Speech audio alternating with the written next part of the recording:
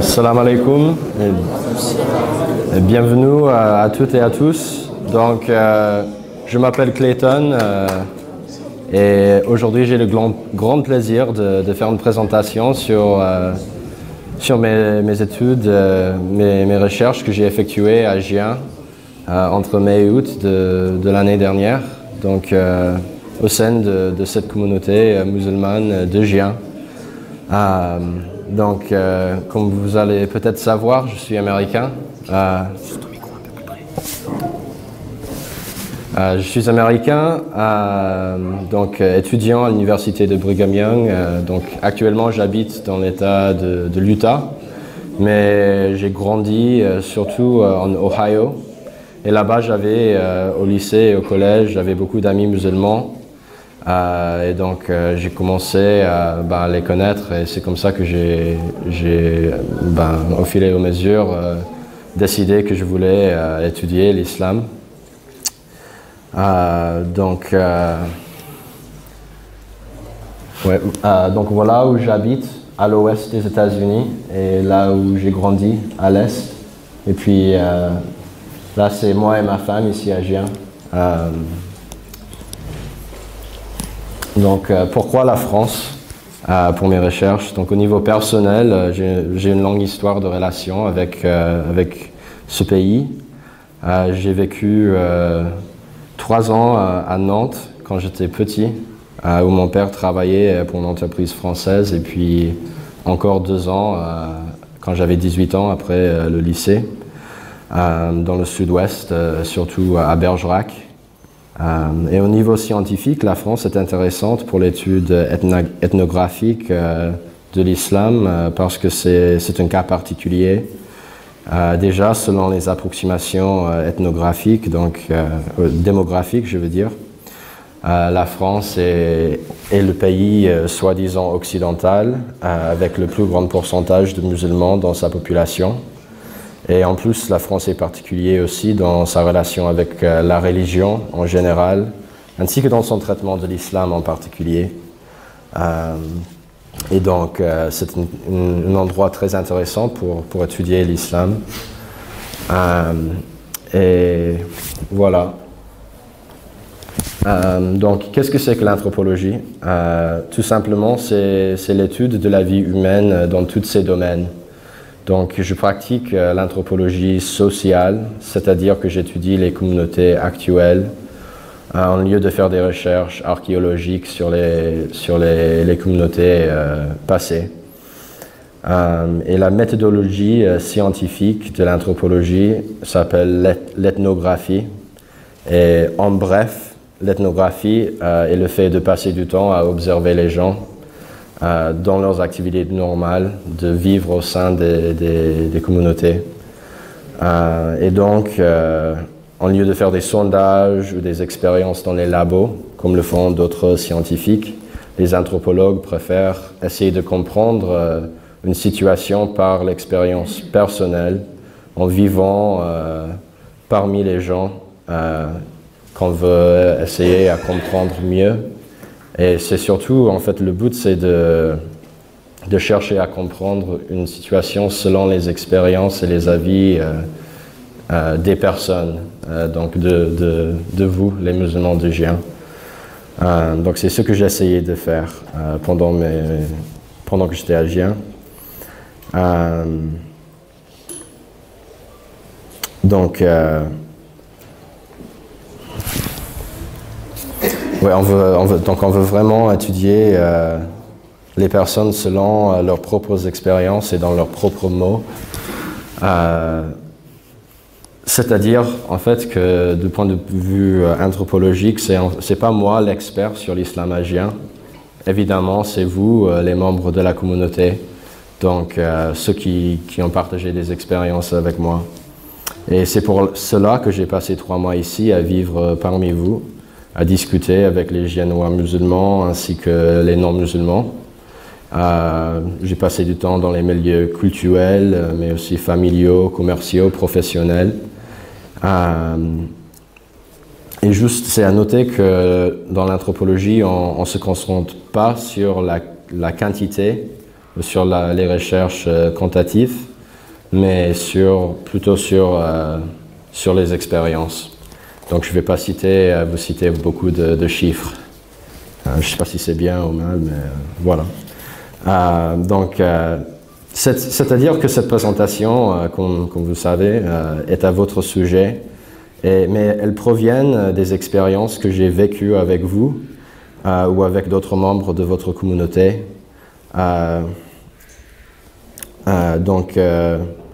Je vais sûrement dire des choses qui vous sembleraient peut-être évidentes. Et je vais faire ça parce que je pense quand j'écris en tant que scientifique, je pense à un public qui ne connaît pas vos expériences. Et donc, en fait, l'un des buts de ces conférences que j'ai fait, c'est d'avoir un retour de votre part, parce que ma mémoire est un travail en cours. Et donc, j'invite des questions et des commentaires, et même des critiques de ce que je vais dire aujourd'hui. Tout ça va contribuer à ma mémoire, parce que je veux vraiment vous représenter comme vous voulez être représenté. Donc, j'ai besoin de vous pour vérifier que j'ai bien compris les choses. Et donc, lorsque je parle aujourd'hui, juste notez bien vos réactions et vos questions afin de partager avec moi à la fin. Alors, pourquoi une petite ville? Pourquoi Gien? Donc, voilà les populations des grandes villes de France. On voit qu'ils ont des populations un peu plus grandes que celles de Gien, juste un peu. Donc, la plupart des études menées sur l'islam en France ont été faites dans les grandes villes, surtout à Paris et ses banlieues, ce qui est bien sûr un sujet important, mais comme vous savez, ça ne comprend pas toute l'histoire sur l'islam en France. Il y a aussi des musulmans dans des petites villes comme Gien. Donc je voulais comprendre cela et j'ai pris contact avec les responsables de la mosquée de Gien et je suis venu finalement et ça s'est très bien passé. Voilà. Donc, pour les chercheurs, c'est important de contribuer à quelque chose de nouveau à la littérature érudite dans leur métier. Donc, avant de me lancer sur mes données, sur mes conclusions, je vais d'abord très brièvement traiter un peu les écrits actuels des chercheurs. Donc, ce que je veux, je vais mettre l'accent sur une tendance chez les chercheurs à se concentrer plutôt sur le conflit dont on va parler entre la France et les musulmans, entre la République et l'islam. Voilà, ce qui n'est... et on va en parler beaucoup aujourd'hui. Donc, déjà, là, on a un livre qui se concentre sur les banlieues, bien sûr, sur certaines banlieues, et met l'accent sur les relations entre la politique et la religion dans ces banlieues. Sans quoi des problèmes urbains mélangent avec la religion. Encore un autre titre de Gilles Kepel, cet auteur, donc, qui se concentre sur le djihad en France. Et puis la relation entre la laïcité et l'islam. Et donc, je ne veux pas dire que c'est mauvais d'étudier ces choses, mais ce que je veux dire, c'est que les chercheurs ont tendance de se concentrer sur ce genre de conflits politiques et on ignore en fait les expériences de la vie normale des musulmanes, de la majorité des musulmans. Donc, il faut m'excuser les fautes de français, je n'ai pas l'habitude de faire ce genre de discours en français. Donc, voilà. Donc,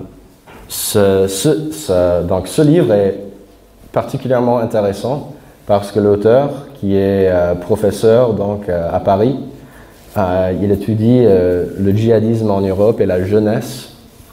Et on voit bien de quoi il parle dans son titre. Mais en fait, lui, il est passéagien. Donc, il cite dans son livre un entretien qu'il a mené avec une jeune au champ de la ville. Et donc, je suis tombé sur ça par hasard. Et donc, j'ai tout de suite appelé des amis qui habitent champ de la ville, appelé la mosquée pour voir s'ils étaient au courant que ce chercheur soit venu. Non, personne ne savait qu'il était là. Ce qui veut dire, de mon avis, qu'il n'a pas trop bien fait son travail, au moins en ce qui concerne l'islam agien. Vous allez rire de ça, mais en fait, il présente Champ de la Ville comme une banlieue de Gien. Il dit, par exemple, que c'est pas possible de marcher en ville sans une voiture, d'arriver au centre-ville de Gien, de Champ de la Ville. Donc, moi, j'ai marché tous les jours de centre-ville au Champ de la Ville. Bon. Donc, on sait que c'est pas tous les chercheurs qui font un bon travail de recherche. C'est ça que je veux dire. Puis on passe à des chercheurs américains, donc qui, de mon point de vue, ont une tendance à concentrer sur les musulmans en France qui sont opprimés. Donc leur thèse souvent est que les musulmans en France souffrent face à l'oppression. Et ils étudient donc comment ils font pour en résister à cette oppression. Ce qui est aussi un sujet important. Donc voilà quelques titres. Mais on voit quand même que ça reste concentré sur le conflit. Donc bien sûr, le fait que les musulmans en France ont des expériences avec la discrimination est très importante, mais ça ne comprend pas non plus, selon mes observations parmi vous, c'est pas ça qui est central dans la vie des musulmans agiens. Donc voilà encore quelques titres, je vais juste aller vite fait. Bien sûr, ces questions de ce qui est dit conflit entre la laïcité et l'islam, par exemple, c'est un sujet important, c'est intéressant, mais ce que je veux souligner, c'est que tout le monde se concentre sur le conflit. Donc, il y a la France, il y a l'islam. Comment font les intellectuels islamiques, musulmans, comment font les théologiens avec la théologie pour combattre ou pour gérer cette discrimination, cette oppression. Et donc j'ai noté qu'à Gien, c'est pas forcément ce dont on parle tout le temps. C'est pas... voilà. Donc je vais raconter une expérience qui m'a appris ça quand j'étais nouveau arrivé à Gien.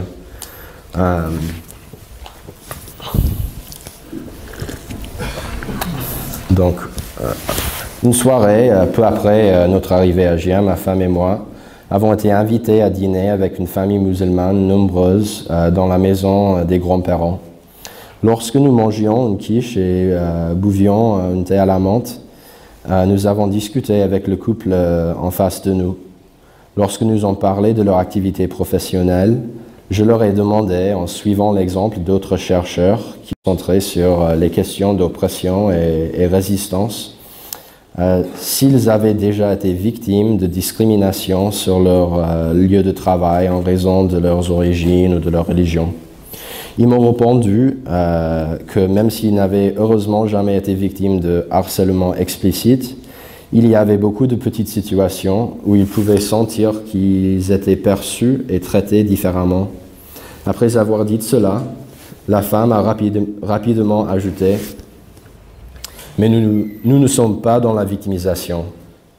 Elle nous a raconté comment ils essayaient de se concentrer plutôt sur les choses les plus importantes de la vie, plutôt que de se plaindre de chaque petite chose qui n'allait pas. Elle nous a ensuite posé beaucoup de questions sur les États-Unis et elle était surtout intéressée à me poser des questions sur un érudit musulman américain qu'elle suivait sur YouTube et Instagram. Comme je connaissais cet érudit, nous avons fini par avoir une longue conversation à son sujet.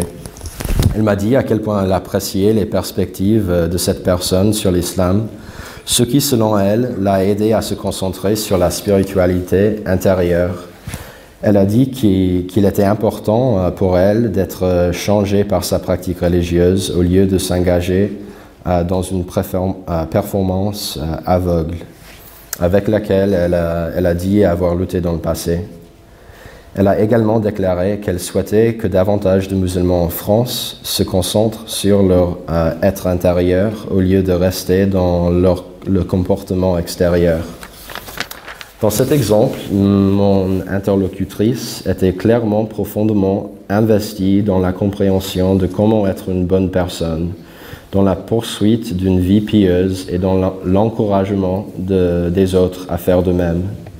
Notamment, elle était beaucoup plus intéressée à discuter de questions de piété que des questions de pouvoir.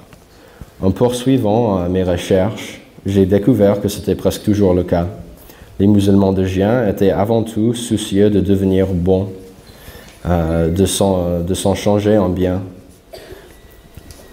Et en général, ils ne mentionnaient l'oppression que lorsque je posais des questions à ce sujet ou lorsqu'ils me rencontraient pour la première fois. Cependant, ce qui importait le plus à mes amis musulmans, ce à quoi ils passaient le plus de temps à discuter et à faire, c'était de devenir de bons musulmans, de bonnes personnes, des bonnes personnes. De plus, malgré le statut stigmatisé de l'islam en France, j'ai observé des fréquentes discussions où mes amis musulmans ont indiqué qu'être de meilleurs musulmans peut effectivement faire partie de la solution à la situation compliquée de leur communauté. Ils ont dit qu'une partie du problème avec la mauvaise réputation de l'islam en France est que les gens ne sont pas assez bons musulmans. Ils m'ont dit que les problèmes souvent associés à l'islam en France, tels que le terrorisme, la drogue et les troubles urbains, sont en fait le résultat de l'impiété des gens. En d'autres termes, pour beaucoup des musulmans de Gien avec qui j'ai passé du temps, les gens qui s'engagent dans de telles choses ne sont pas des véritables musulmans. Ainsi, à leur avis, leur exemple en tant que musulmans pieux était essentiel pour changer les opinions négatives sur l'islam et ses adhérents.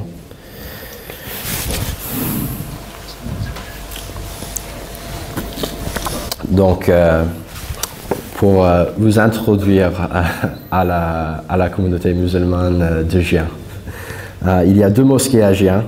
L'une est une mosquée turque fréquentée surtout par des Turcs et des Kurdes, mais aussi par d'autres, où les sermons sont prononcés en turc.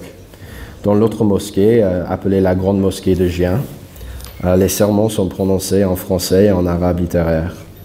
Ceux qui vont à la Grande Mosquée ont une variété d'origine ethnique. Beaucoup sont des immigrés marocains et leurs descendants, en grande majorité originaires de la région du Rif, au nord du Maroc. Il y a aussi des Turcs, des Algériens, des Tunisiens, des Sénégalais, des Maliens, des Libanais, des Somaliens, des Syriens, des Européens blancs et bien plus qui fréquentent la Grande Mosquée.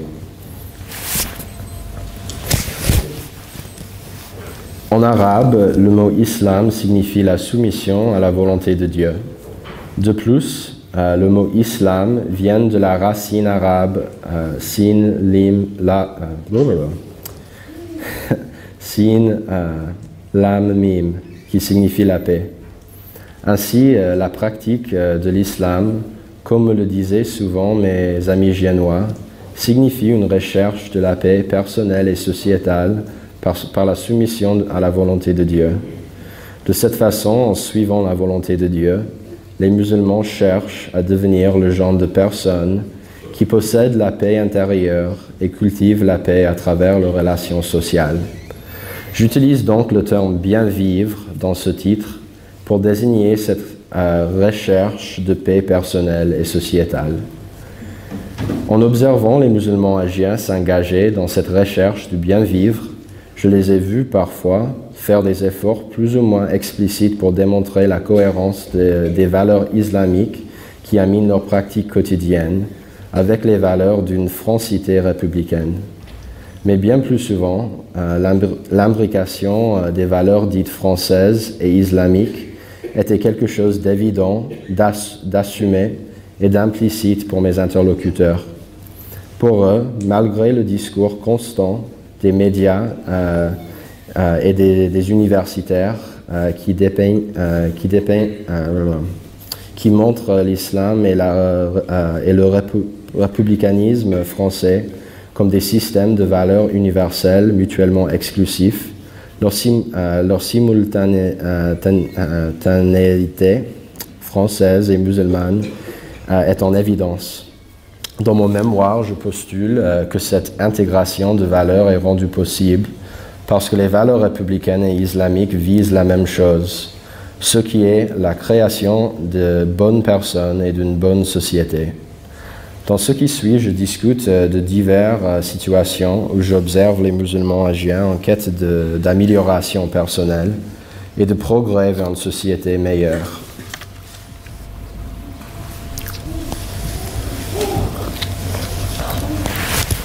Les pratiques explicitement religieuses font partie essentielle de la vie des musulmans pratiquants agiens. Évidemment, les 5 prières quotidiennes font en sorte que chaque jour soit divisé et défini en termes de pratiques religieuses.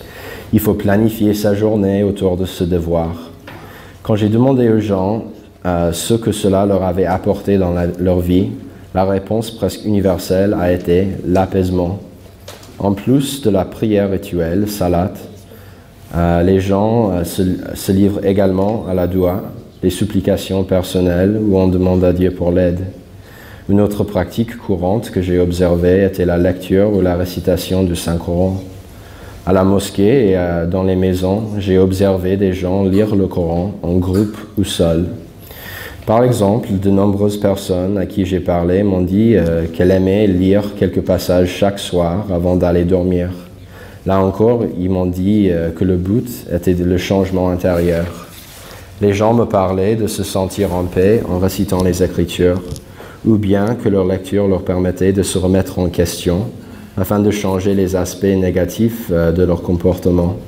Dans toutes ces pratiques, le but est donc une recherche d'un changement de caractère, de devenir une personne en paix avec Dieu, avec soi-même et avec les autres. Mes interlocuteurs m'ont dit que puisque la pratique était le chemin vers la paix et l'amélioration de soi, il était important de pratiquer correctement. Ce que je dirais est assez évident. Il existe de nombreuses règles de conduite personnelle et rituelle dans l'islam, par exemple comment effectuer correctement les ablutions en préparation pour la prière. Mes interlocuteurs agiens ont passé beaucoup de temps à réfléchir à la meilleure façon de remplir ces obligations, en consultation avec les responsables religieux savants d'Agen, d'ailleurs en France et dans le monde entier. Beaucoup de mes amis étaient très investis dans l'approfondissement de leur science, autrement dit, dans l'amélioration de leurs connaissances et de leur religion.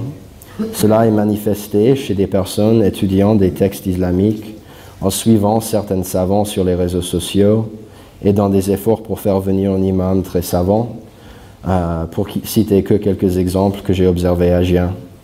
Tout cela pour s'assurer qu'ils étaient sur la bonne voie sur ce que j'appelle le bien vivre. Le point essentiel que je veux souligner ici, c'est que les pratiques qui peuvent être classées comme explicitement religieuses constituent une partie importante de la vie des musulmans pratiquants. On pourrait imaginer que ça que ce serait une fardeau, mais pour la plupart de mes amis, c'est une chance. C'est parce que ces pratiques religieuses mènent directement à la bonne vie à travers l'expérience de la paix intérieure et de l'amélioration de soi. De toute évidence, il est très possible de se laisser entraîner dans la pratique de tout cela, de rester concentré sur les performances extérieures sans récolter les bénéfices du changement intérieur. Et c'est quelque chose dont beaucoup de musulmans que j'ai rencontrés ici étaient parfaitement conscients. J'ai observé une grande focalisation sur la nécessité de constamment prendre l'intention, d'accomplir un acte religieux pour les bonnes raisons. J'ai observé par exemple cette formulation exacte, prendre l'intention, sur des affiches dans les salles de classe à la mosquée, ainsi que dans les livres pour enfants visant à apprendre aux jeunes la bonne façon de prier. J'en ai aussi entendu parler dans les sermons du vendredi et dans de nombreuses conversations personnelles.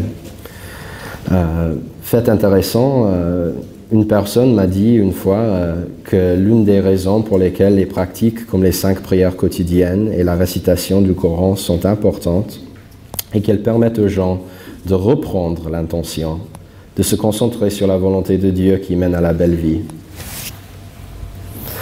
Bien que j'ai observé plein de situations dites religieuses d'une manière explicite, j'ai aussi noté que la religion joue un rôle important dans la vie quotidienne, dans des contextes qui ne reviennent pas dans la catégorie de la religion. En disant cela, je veux clarifier ce que je veux dire. Donc, pendant longtemps en anthropologie, on a supposé que toutes les catégories dans lesquelles l'expérience humaine pourrait être divisée ne sont jamais distinctes. Au contraire, toutes les différentes facettes de nos vies sont interconnectées d'une manière complexe. Donc,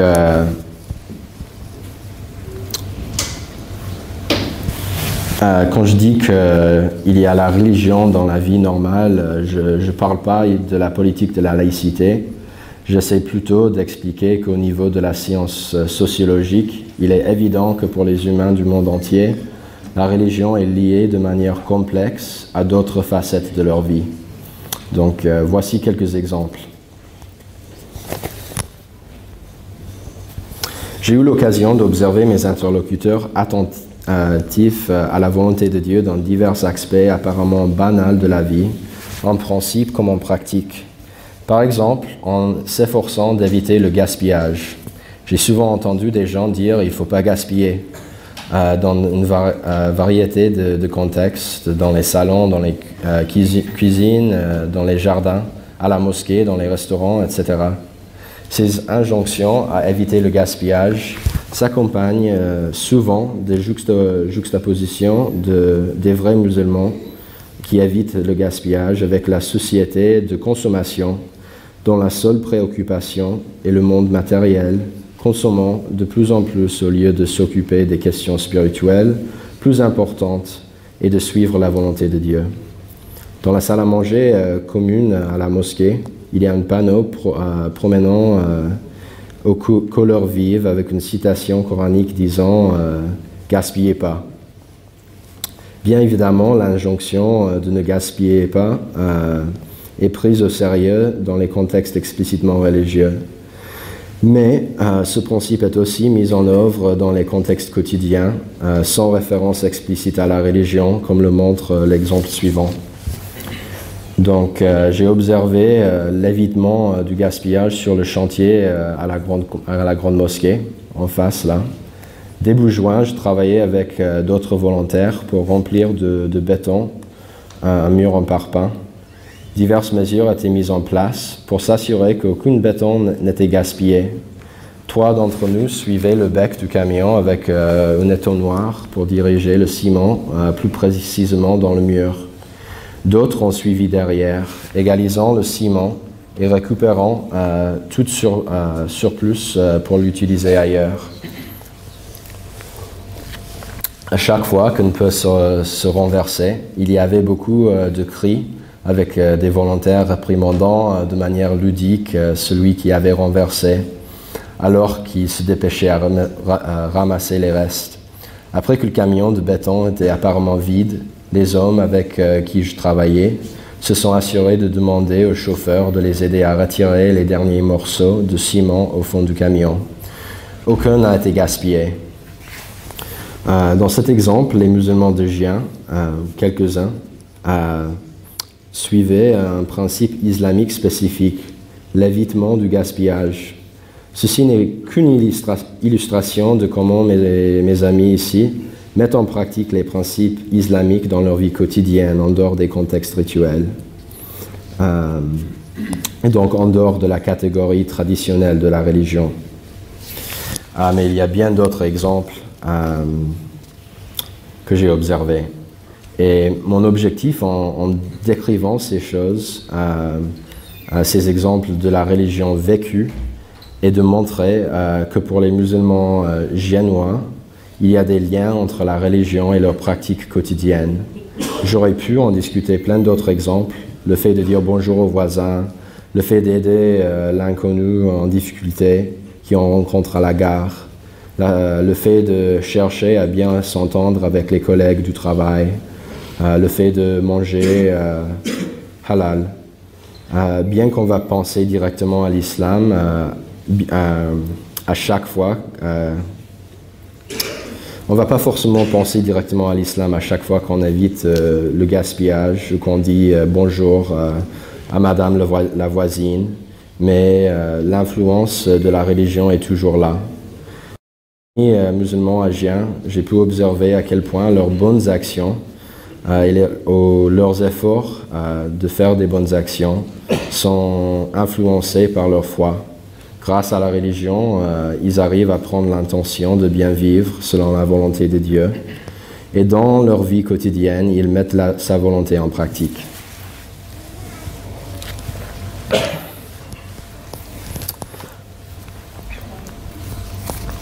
Mais bien sûr, on ne va pas toujours réussir à faire des bonnes actions ou à bien vivre ses valeurs. Mes amis m'ont dit qu'il faut constamment s'efforcer à se changer en bien, ce qu'on appelle le repentir dans l'islam, comme dans le christianisme, comme dans d'autres religions. L'essentiel du repentir est que le changement de soi est possible. Comme je l'ai dit au début, mon affirmation générale dans ma mémoire est que les musulmans de Gien se soucient de mener une bonne vie, de se changer en bien. J'espère avoir montré certaines façons dont mes amis musulmans poursuivent cet objectif dans leurs pratiques rituelles et quotidiennes. Avant de passer, ou avant de finir, parce qu'on n'a plus le temps, je veux décrire brièvement l'expérience de changement que l'un de mes amis m'a raconté. Cette personne m'a dit qu'à l'adolescence, comme beaucoup d'adolescents, il a traversé une période difficile. Cet ami a dit que même si leurs parents l'avaient élevé dans l'islam, il avait cessé de pratiquer. Il n'allait plus à la mosquée et il ne priait pas.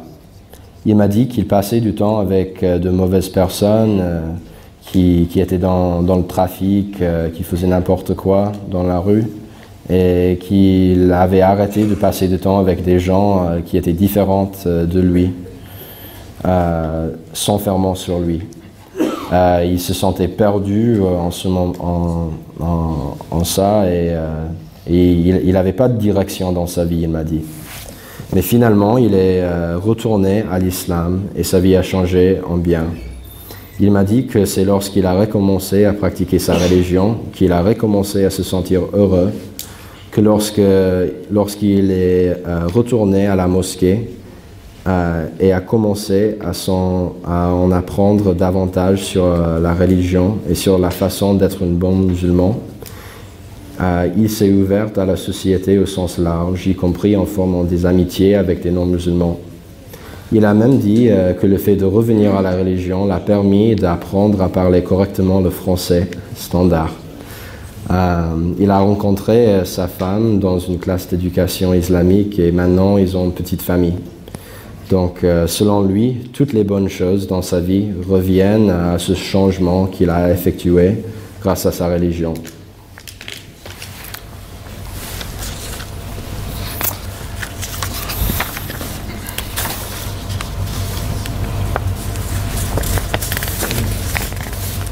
Donc là,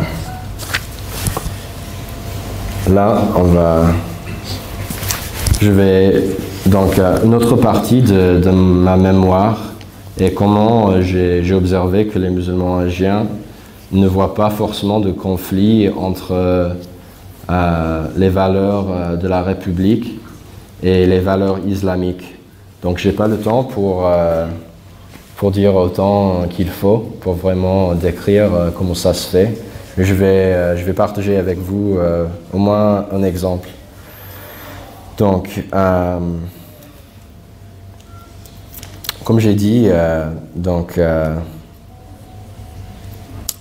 avant de finir, je vais juste traiter brièvement le bien vivre ensemble en particulier, comme et le bien vivre ensemble faisant partie, bien sûr, de poursuite par les musulmans d'Agen d'une vie pieuse, de la poursuite du changement intérieur. Donc je vais juste citer une conversation entre trois jeunes amis que j'ai observés à Agen. Donc Bassam et Mouride ont tous les deux expliqué comment le fait de grandir en France les a ouvertes à la diversité. Bassam a dit que Paris avait le plus de nationalités de toutes les villes du monde, et Mouride a répondu qu'il avait même beaucoup de diversité dans leur quartier, champ de la ville, où nous étions pendant cette conversation. Bassam a ensuite mentionné que beaucoup de ses proches au Maroc sont racistes contre les Africains noirs. Il a déclaré qu'en leur rendant visite au Maroc, il les avait entendus faire des commentaires lorsqu'ils voyaient des Noirs, ce qui l'a choqué. Il a dit qu'en revanche, il n'a jamais eu de problème parce qu'il a grandi avec beaucoup de personnes différentes et il sait qu'elles ne sont que des personnes, que des êtres humains. Bassam a ensuite raconté l'histoire de ses cousins au Maroc venus à Agen pour un mariage.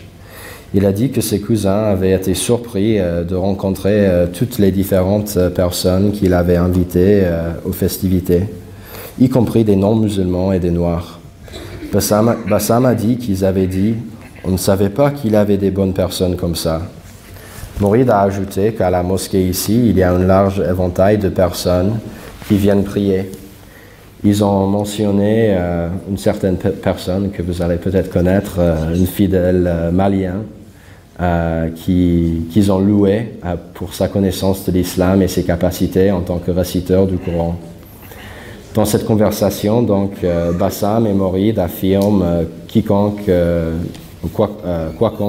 implicitement leurs propres valeurs françaises en faisant preuve de tolérance. Surtout ces dernières années, le discours soulignant l'importance de la diversité ont été promus par l'État français, notamment en présentant la tolérance comme une manifestation de la laïcité. Dans le discours populaire français, l'un des critiques fréquemment adressées aux musulmans est leur intolérance face à la différence.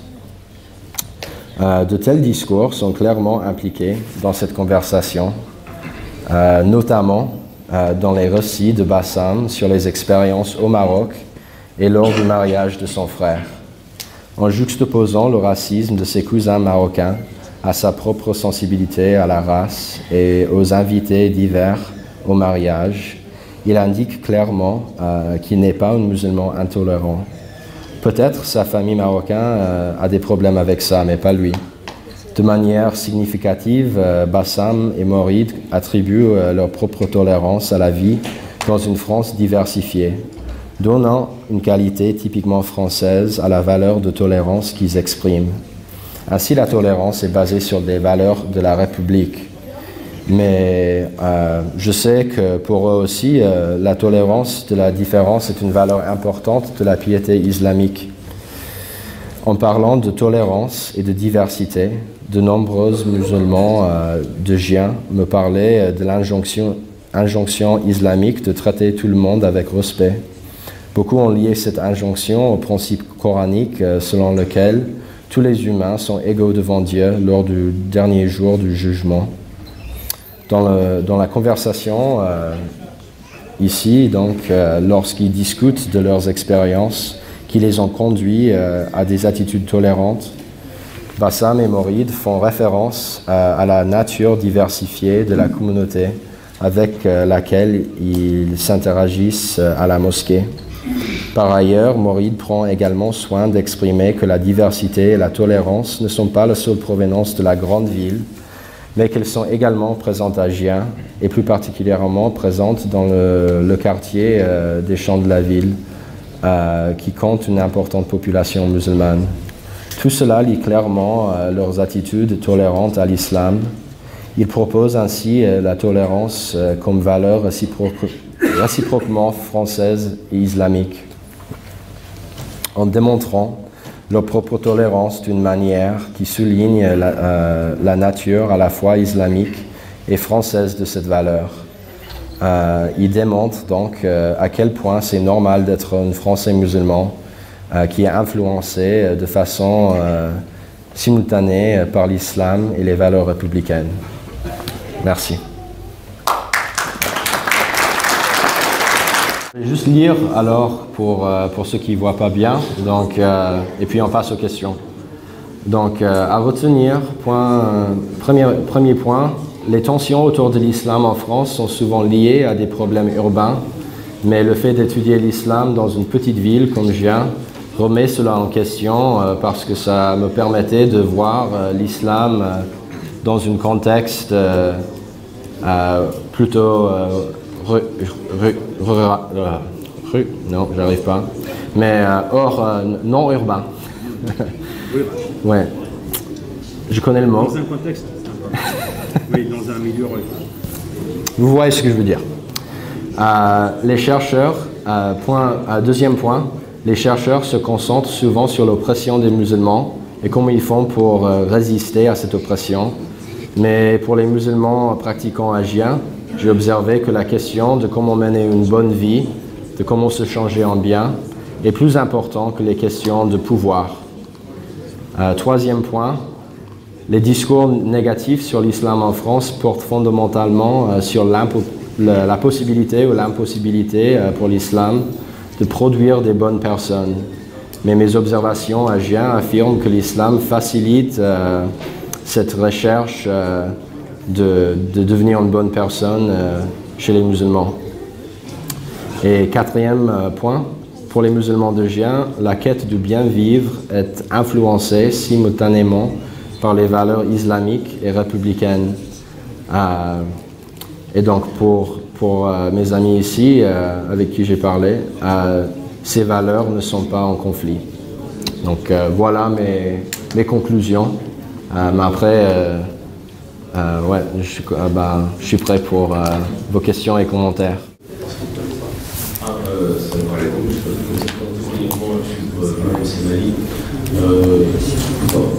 Enseignant du côté d'Orléans chez SI. Je poserai la question en français. Clément, merci beaucoup pour ton exposé, mais aussi pour le travail que tu as fait, parce qu'effectivement, au début, tu disais que tout le travail, la part du travail académique en France, c'est un travail qui est focalisé sur le conflit, et ton travail là, effectivement, est un petit peu différent, il est un petit peu en porte-à-faux par rapport à tous les travaux qui sont faits au niveau universitaire ou ne serait-ce que médiatique. La question que je voulais te poser, c'est alors tu t'adresses à un public qui est conquis, c'est-à-dire que tout ce que tu as dit, ça ne fait que confirmer ce que nous vivons et ce en quoi nous croyons. Maintenant, la question, c'est qu'on va te renvoyer la balle, c'est quel a été l'impact aux États-Unis, c'est-à-dire auprès de ta famille, mais aussi auprès des personnes qui ont, des académiciens qui ont étudié ton mémoire. Donc on voulait savoir quel était l'impact. Est-ce qu'ils avaient déjà eux-mêmes des préjugés, si les préjugés ont été confirmés, ou alors au contraire, les préjugés ont voulu en éclat à partir du travail que tu as fait ici. Merci. Merci. Merci. Je réponds directement ou on veut... Ouais, d'accord. Donc, oui, moi je dirais que les personnes avec qui j'ai pu partager mes recherches, ce sont des personnes qui connaissaient déjà plus ou moins, au moins un peu sur la situation de l'islam en France, parce qu'on en parle un peu partout dans les médias, aux États-Unis comme ailleurs dans le monde. Et franchement, pour la plupart des Américains, ça semble très bizarre. Ça nous semble bizarre comment on traite la religion en France, parce que la France a une histoire très particulière avec la religion. Il y a toute une histoire d'anticléricalisme, donc ce qu'on appelle la bouffe curée des fois. C'est-à-dire qu'il y a au moins certaines personnes, il y a une certaine tendance à détester la religion en général. Et puis il y a toute une autre histoire avec l'islam en particulier en France. Mais c'est-à-dire que pour la plupart des Américains qui connaissent l'islam en France, au moins à travers les médias, ça leur semble bizarre. Et je pense que la plupart, ils vont dire « Ah, bah comment est-ce qu'ils font ces musulmans en France comment est-ce qu'ils vont résister à cette... parce que c'est n'importe quoi ce que la France fait avec l'islam. » Donc, je pense que ce qui m'a surpris en arrivant ici, mais aussi ce qui, j'espère, a au moins surpris quelques personnes avec qui j'ai partagé ça, c'est qu'en fait, ce qui compte plus pour vous, c'est pas ce qui va mal, mais ce qui va bien à cause de, grâce à l'islam, au lieu de se concentrer sur ce qui va mal grâce à la situation en France. Et qu'en fait, c'est l'islam qui va, c'est le fait de poursuivre le piété islamique qui va, Inch'Allah, commencer à régler les choses. Et puis, personnellement, j'avais ma femme avec moi, on connaissait déjà l'islam parce qu'on étudiait tous les deux l'arabe. C'est comme ça qu'on s'est rencontrés dans un cours à l'université. Donc on avait des professeurs musulmans, bon bref. Mais mes parents sont venus à Gien et je sais qu'ils ont beaucoup apprécié être parmi vous. Je pense que, je ne sais pas s'ils avaient vraiment des préjugés négatifs sur l'islam, mais ils ne connaissaient pas vraiment des musulmans, donc je sais qu'ils ont beaucoup apprécié connaître, tout simplement. Une question Bonjour à tous, cher président, cher David. Merci à la CNL d'avoir organisé cette conférence avec M. Van Bergen. Et je suis Christelle de Grigné. Je peux ici exprimer ce que je ne peux pas faire dans l'espace public habituellement, exprimer que je suis une foi catholique et pratiquante, que j'ai assisté à votre conférence avec un grand intérêt. Ce que vous décrivez concernant la communauté agien, je pense, se retrouve dans beaucoup de villes françaises sur l'ensemble du territoire. Effectivement, les banlieues vont avoir des problèmes qui vont s'assimiler avec des problèmes qui vont être désignés comme religieux alors qu'ils ne sont plus sur le plan économique, sur le plan sociétal. Ma question aujourd'hui, en ayant écouté votre conférence, je sais que vous l'avez écouté beaucoup, c'est celui du dialogue interreligieux entre musulmans et chrétiens. Il y a cette aspiration à l'intériorité, à l'amélioration de l'intériorité dans la volonté de Dieu. Il y a la même aspiration à lutter contre le mal, le même combat contre une société de consommation matérialiste qui a totalement perdu ses valeurs et qui va ramener en fait l'être humain juste à un consommateur qui n'a pas d'âme. Sur toutes ces choses, le dialogue interreligieux est fort. Je pense que vous l'avez absolument étudié aussi, mais vous n'avez pas eu le temps de le dire pendant votre conférence. Et de dire qu'effectivement, dans une société qui se transforme de plus en plus vite, et pas dans le bon sens. Je le dis ici de manière très simple, et je pense que tout le monde le comprend. Dans ce dialogue interreligieux, on peut justement apporter, au-delà de la tolérance que vous avez évoquée, une fraternité qui rejoint aussi cet idéal républicain qui permet d'entraîner beaucoup plus fortement des personnes qui sont en fait totalement en manque de valeur et perdues, et de cela, quelle que soit en fait la religion d'origine.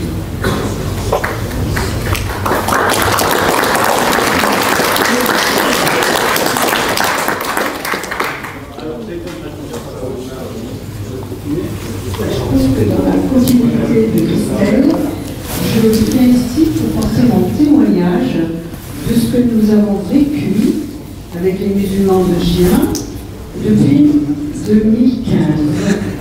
Évidemment, au moment où tu es passé, nous sommes en sommeil, malheureusement, à cause du Covid déjà, et de beaucoup d'autres raisons indépendantes, si tu veux, nous n'avons pas continué. J'ai l'impression que ta venue va peut-être bien nous donner l'envie de continuer.